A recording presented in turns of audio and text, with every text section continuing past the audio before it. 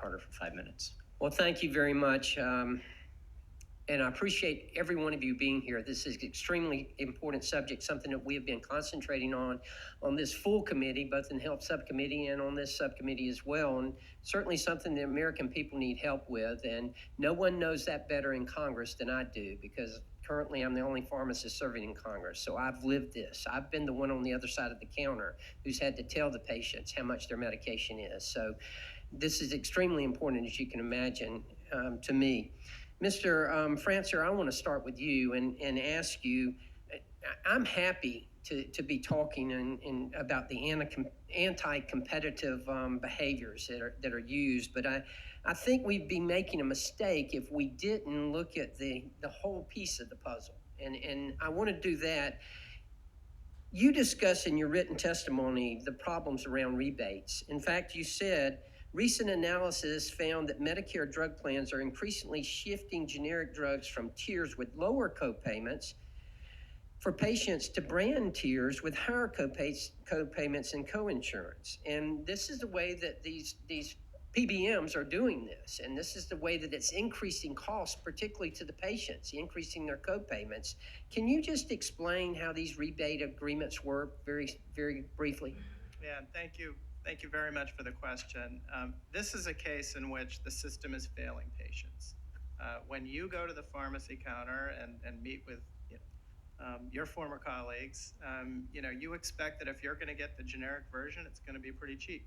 And it's taken a long time for it to get that way, but finally there's competition.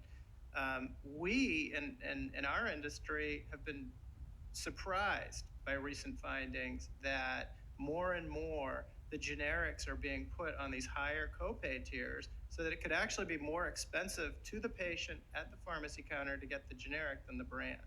I think this is something that the committee should look at, whether it's for Medicare, and then to look at the whole system. You're exactly right. I mean, I was appalled at times to see that a generic would be on a higher tier than a brand name would. And I knew the reason why as a pharmacist. I knew it was because the PBM was getting a higher rebate. No other reason except for that. And that's something that's hard to articulate to someone who doesn't necessarily understand it. Now, most of the members of this committee get it and understand it. A lot of members of the E&C committee understand it. But once you get outside of that, there are very few who do. And it's hard to explain that and get into the weeds enough to where we can explain it. How widespread do you think this is? Well, we're finding actually more and more. We're going to be releasing a paper next week that goes into more detail on this, but it's becoming an increasing problem. Number one, the generic just not being covered at launch, and number two, this placement on tiers. So I'm happy to provide that for the record and to give you more information. Good. So what about biosimilars? We had Dr. Scott Gottlieb, when he was when he was the commissioner of the Food and Drug Administration. He had suggested that this was one of the problems, and that the abuse of the rebate system was blocking out a lot of affordable biosimilars. Would you agree that that's happening there as well? Well, there is a fairly well-known case in which there's litigation between Pfizer, which is trying to put a biosimilar on the market, and Johnson & Johnson, which has the innovative drug. And evidently the rebate situation has essentially made it extraordinarily difficult for the biosimilar to get on the market. Again, this is a failure of the system. This isn't the way it's supposed to work. How can we fix it? Well, I think in that case, we have to make sure that you treat biosimilars in a way that incentivizes their uptake, whether it's sharing the savings with the physicians, or whether it's making sure that they're on the preferred tier. There are a lot of different types of solutions, and we'd be happy to work with you on it. You know, I get so frustrated because we meet with Medicare and we meet with the staff, and we explain it to them, and they say, yeah, we know. You know, and you're not doing anything about it. Well, if we do something about it, they'll just do something else in another area. It's like squeezing a balloon. It's just going to go somewhere else.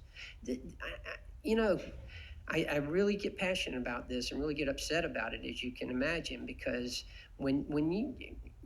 I spent over 30 years as the one on the other side of the counter having to explain this to people. I'm the one who had to see the mother in tears because she couldn't afford the medication for her child. I'm the one that saw the senior citizens who were trying to decide, literally, and I'm not exaggerating, trying to decide whether they were going to buy groceries or buy their medication. What's happening now with the pharmacy benefit managers, the PBMs, the lack of transparency in the drug supply chain is criminal. And until we get the resolve in Congress to do something about it, it's going to continue on. Thank you, Madam Chair, and I yield.